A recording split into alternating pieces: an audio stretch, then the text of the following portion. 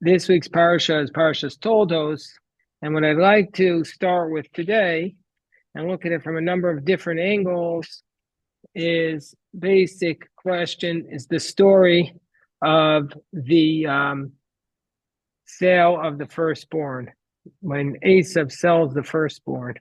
Very intriguing story.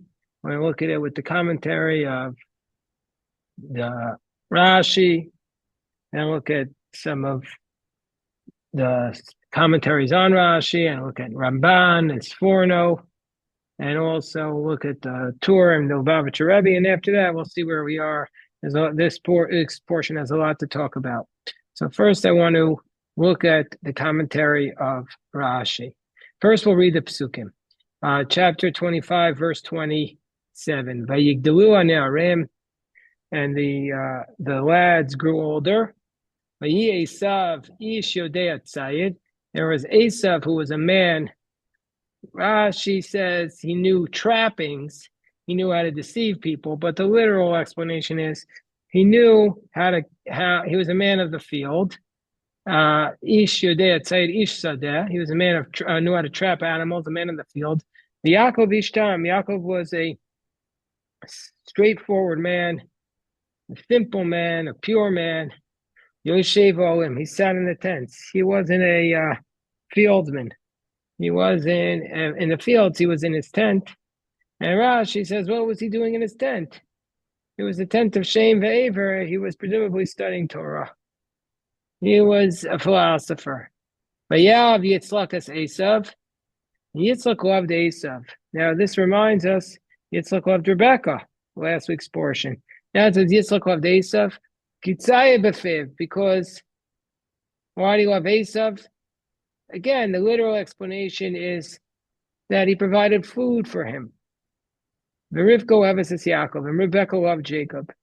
But Rashi here doesn't accept the literal explanation that he provided food for him. Rashi says, b'fiv shel Yitzchak, midrasho b'fiv shel Esav, shayatzaro so merameo b'dvarav. Basically, that Isaac loved Esav because of the mouth of Esav, because Esav would trick his father, deceive him with words. He knew how to talk a good game, even when it wasn't an accurate reflection of who he was. And now we get to the sale. Vayazid Yaakov Nazid. Yaakov made a stew. Vayavo Esav min hasadeh v'hu ayef. Esav came from the field, and he was very tired, or he was tired. This week at the yeshiva, we'll have red lentil stew in honor of the parasha. We'll have the red lentil stew. So Yaakov Nazid, Esav came home from the field and he was tired. Rashi says, why was he tired? Because he just killed someone, Beritzichav, because he murdered. Rashi cites parallel words in Jeremiah, where it's an indication, ki aifa nafshi lorgim, my soul is exhausted by murderers. And Vayomer Esav Yaakov, haliteni na min adom hazeh, pour me some from this very red lentil stew, ki ayef anochi, because I'm very tired. Kain karash mo Edom, therefore he calls him Edom. Rashi says, it's a little vulgar, he says, Aftach pi, I'm going to open my mouth, and pour a lot into it. As we learn in the tractate Shabbos, that this is an expression of mal'itinoso. We pour into the mouth. He says, pour me from some of this red stuff. Rashi says, adashim adumos, red lentils. And then Rashi tells us that day, why is he eating lentils? That's the day Abraham died. This is the origin of Esav going down the wrong path. So God had Abraham die that day, so they wouldn't see his grandsons go down the wrong path. And this is not what God had promised Esav. God had promised Abraham. So therefore, God shortened Abraham's life by 5 years, because Yitzchak lived 180 and Avram lived 175. so that Abraham wouldn't see Esau's descent into a bad path. And that's why Jacob cooked lentils. Why? That's the traditional food for the mourner. And so he was mourning, Isaac was mourning, and so Jacob was preparing the food for him. V'lama adashim, why lentils? Shedomot l'galgal, the lentils resemble a wheel, they're circular. And mourning is a turning wheel in the world. Just as a wheel turns, so mourning goes around an inescapable cycle, befalling all of humanity. Mourning is not a constant. The lentils are thus a constellation. And alternatively, another answer is, one answer is that the lentils are circular. Another explanation is, just like lentils have no mouth, so too a mourner has no mouth, and that he's forbidden to speak. And therefore, the custom is to give to the mourner, provide food at the beginning. When he comes back from the cemetery, give him foods that are circular without an opening, like eggs. And the first 3 days, a person is not supposed to, in the first 3 days, he doesn't respond if anybody greets him. And for sure, he shouldn't ask anybody. After 3 days, if somebody greets him, he's allowed to respond, but he's not allowed to begin it. And now we come to the verse, Yomer Yaakov, Yaakov says, tell me today your firstborn to me. Tell me today. Rashi says, Kiyom do'an, just like this day is a day, tell it to me. Just like this day is clear, that's how I want the sail to be. Vayomer Esav, and Esav says, Hinei anochi alecha mus, behold, I'm about to die. Lama zeli bechora, why do I need this? I'll skip the Rashi, come back to it. Vayomer Yaakov, Hishaveli tayom. Yaakov says, swear to me. Vayishavelo, and he swore to him. Vayimkoris bechora so Yaakov, and he sold his firstborn to Jacob. Yaakov nasan Esav lechem, unizir adashim. Yaakov gave to Esav bread and lentil stew. Vayochel vayesh vayakom vayelach, and he ate and he drank, and he got up and he left. Vayivaz Esav esab bechora, and Esav belittled the firstborn. Okay, let me pause for a second to ask. Let me ask the questions. I'll pause. What bothers you from this passage? Like, what are some of the questions that we should be considering before we go into the commentary? Hold on one second. We go back to the try to answer some of these questions that we've been discussing, which is, first of all, we have the question of, did Esav deserve this? What was being sold? What was being asked for? And how could Yaakov act like this? These are three fundamental questions. So let's see how Rashi addresses them. It says in the verse, Mechra kayom, sell to me at this day. So Rashi says, according to Rashi, why does Jacob want the firstborn? He says, Lefisha avoda bibechoros. What was Jacob wanting? What was the right of the firstborn? There are two fundamental rights to the firstborn. Today, we assume that the firstborn is the right of the double portion, that he was entitled to an extra portion of inheritance over all the other children. But originally, it was something also of a spiritual nature, that it used to be that the priestly class was not the tribe of Levi, the Kohanim, because there was no Levi yet.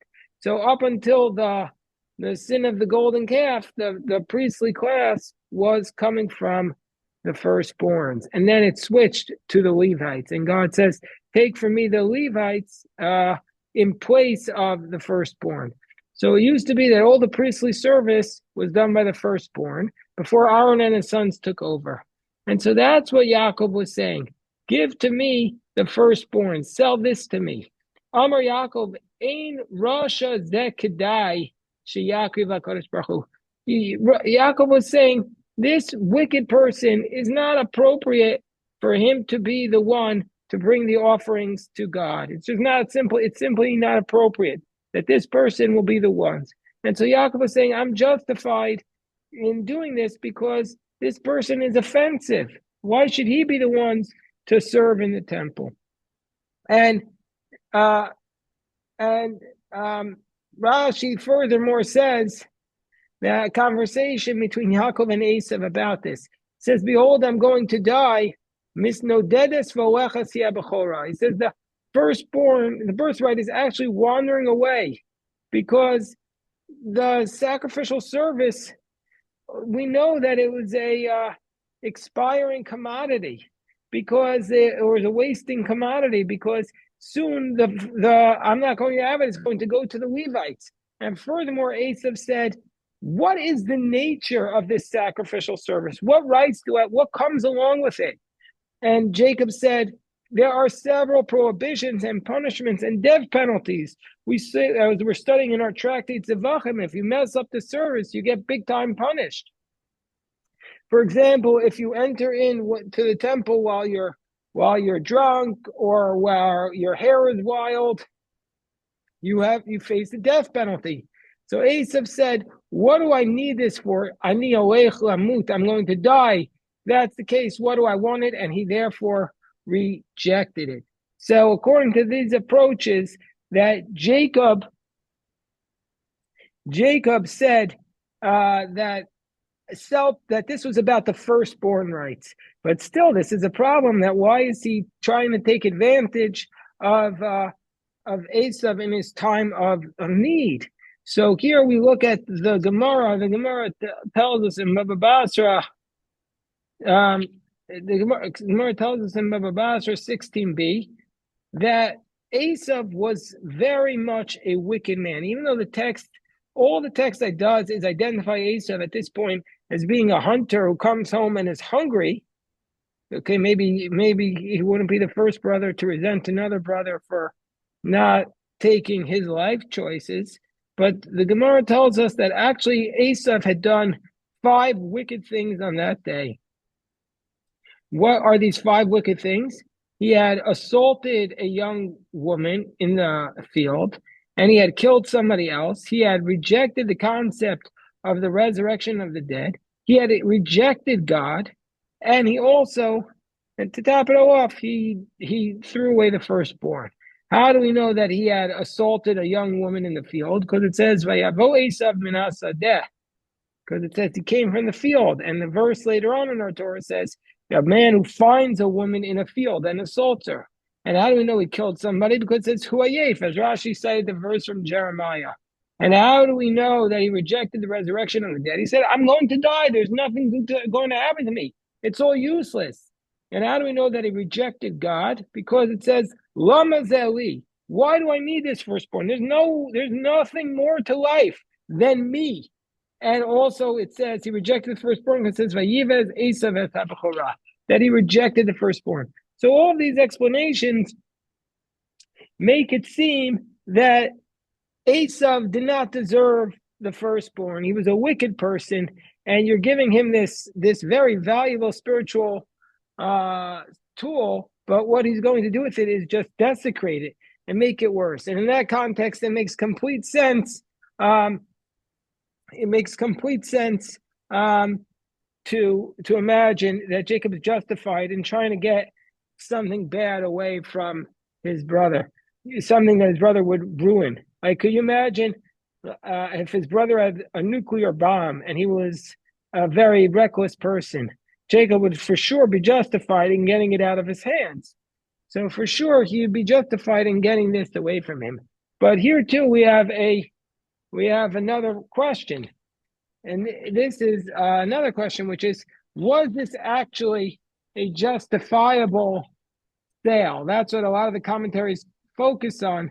Can you really sell the firstborn? Is that something that's actually possible in this context? So Nachmanides addresses that question. Ramban, hold on, let me just pull up the text here.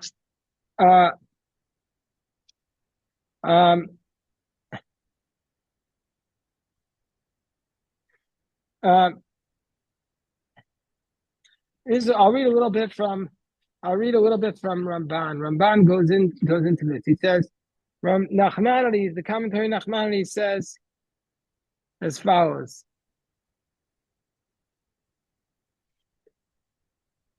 Hold on one second. Nachmanides says, sell it to me today. Today. And Rashi says, like the day is light. And it would appear from the opinion of Onkelos, the Aramaic commentary, that because the sale of the birthright was to take effect after the death of his father Isaac, Jacob said, sell me the birthright, which the sale to take effect on whatever day our father's death might occur. And this is a complicated legal, they had to get the lawyers involved because the birthright was not actually, was of no value at that point because his father was alive. So you'd have to ask the actuaries or the economists at what value is there on something which may never actually have a value. If, for example, Esav predeceases Jacob, or if Esav predeceases Isaac, then the birthright would never actually needed to have been sold.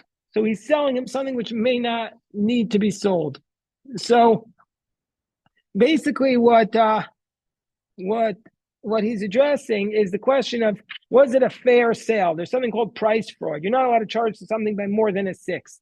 So therefore, it doesn't seem like this was a fair sale, that he ripped him off, so to speak. If it's a double portion of the whole estate, we don't know what the value of that is. And second point, he says, so therefore Nachmanides introduces the idea, this is a commentary he got from Radak, that some say that the price for the birthright was not the lentils, but that was the way that they sealed the deal. And that in those days, and Maharam of Rutenberg says this, in those days, this was the typical way in which a transaction was formalized. Today, let's say we sign something or we do a handshake. In those days, they would eat some food, and that would be an indication that the sale took place. And so maybe that's what's going on. But now, let's go to the idea that he despised the birthright. Ramban rejects the notion of Ibn Ezra. Ibn Ezra says that Esau saw his father at this point was very poor, and so therefore that's why he rejected it. But Rambam says, I don't accept that either, because there's no indication that Isaac was poor at this point, because Abraham was presumably, if he had just died, he left a lot of wealth to Isaac as an inheritance. So he rejects that idea. So I saw a tremendous class on this from Rabbi Daniel Feldman. He wrote a beautiful article about it. And he says that he raises a very interesting point, which I'm not sure that I agree with. But he says, okay, let's go to the question of, was this ethical? Was it ethical for Jacob to do what he did? Now, I don't necessarily have a problem with that, because I think that if Asa was a very wicked person, that it would have been unethical to not take it. But Rabbi Feldman raises a point, and he says, even if we don't accept the idea that Asa was wicked, that it still would not be considered price fraud. How so? And he quotes a teacher. Also, I was in Yeshiva University when this professor was still teaching. He was the rabbi of Young Israel of Flatbush on Avenue J, Rabbi Dr. Aaron Levine, who was also an economist. And this is what he said. He says that how can we assess the appropriate price of this birthright? This could be an example of what's termed a bilateral monopoly, meaning to say there was no objective market for it. There's only one person in the world who could sell it, i.e. Esav. So there's no competition. And there's only one person in the world who's interested in buying it. And in that sense, that would be Jacob. So it's a monopoly with no competition. And so therefore, there's no objective value. And so therefore, Jacob did not defraud him. He makes another point, but first let me pause for a moment while Joyce shares. Uh, Another point was, well, still, even though we were continuing with Rabbi Feldman's quotation of Rabbi Levine, which was that even though the sale, there was maybe no objective price, was Jacob exploiting Esav by waiting until he was in a vulnerable position and then basically putting undue pressure on him to sell. So Rabbi Levine pointed out that Jacob could argue that Esav placed no value on the firstborn. Not just that he would desecrate it, he himself placed no value on it, because he says, Lama zeli bechora, why do I need this firstborn? And so that's one point, that maybe he didn't value it at all.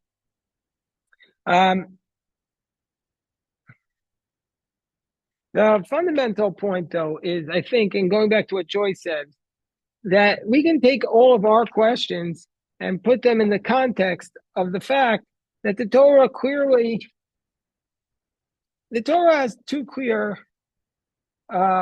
points that above all else, the Torah criticizes Esav by saying Esav despised the firstborn, and there is that for sure. The Torah is very critical of Esav here, but on the other point, the other aspect of it is that Jacob really pays the price for this deal. It might have been necessary, but Jacob didn't get away with it. The Torah clearly shows that Jacob is a person who is constantly being deceived and treated unfairly in his own business dealings. So we could say that Lavan certainly deceives Jacob in his business practices. He says he changed the sale on me 10 times. His own children deceived him about the death of Joseph. Pharaoh ends up enslaving his children, which wasn't a deal when they came down. So even though Esav deserved it, by acting in this manner, Jacob clearly set himself up to not have a valid defense when other people would do this to him. And that's something that is just so clear from the text. It's so clear that Jacob is himself the victim of many, multiple business relationships where this happens to him, or multiple encounters where this happens to him. So in that context,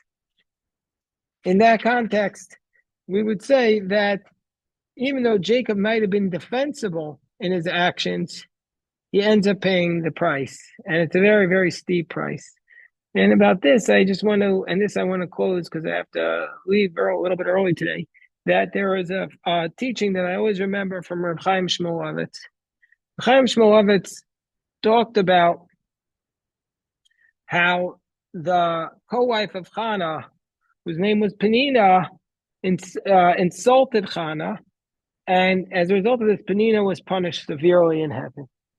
But the Gemara says that Penina insulted her for a good reason. She was trying to wake her up. Sometimes you hear people do an intervention. You wake people up. You slap them metaphorically across the face and say, "Look, get a hold of yourself. Look what you've become." Or a teacher or a coach has to really rebuke some, a student, and say, you're amounting to nothing, and put them in their place. And Penina was trying to tell Chana, you have to daven. You shouldn't be satisfied with your status in life. You have to pray for more. And as a result of this, Penina was punished severely in heaven. But, as from Chaim Shmulevitz, but Penina did the right thing. She woke up Chana. She got her to pray. So why was she punished for this? So Chaim Shmulevitz says that sometimes in life, the teacher has to do this. The teacher has to be critical. The teacher has to be harsh. The parent has to be harsh. And it's necessary to a certain degree. But don't think that you're not going to pay the price for speaking that way. And the way he likens it is to, if you put your hand, let's say a person will put his hand, Rahman al into a fire to save a human being. He's done a great thing by saving that human being. Indisputably, he's done a great thing. But will his hand not be burnt? It's impossible for you to wrong somebody or to speak harshly to somebody else and not pay the price for it. It's like your hand will surely be burnt because you did something that hurt this other person. Even though you've helped them, there's a price for it. And so I don't think that's exact parallel here, but I think the point is, I think the point is similar enough that it can help us understand this passage. Maybe Jacob needed to take these blessings from this firstborn rights from Esav. He needed to get the spiritual leadership of the family, but because he did it in a way that caused pain to Esav, he was going to get punishment for it, irrespective of the fact that it was necessary, it was justified. Nevertheless, sometimes we do things that are necessary and justified, but we have to be aware that there's a harshness to the actions that will cause a punishment. So in that sense, Jacob took one for the team. We'll give Joyce the last word, and then we'll stop because I need to run.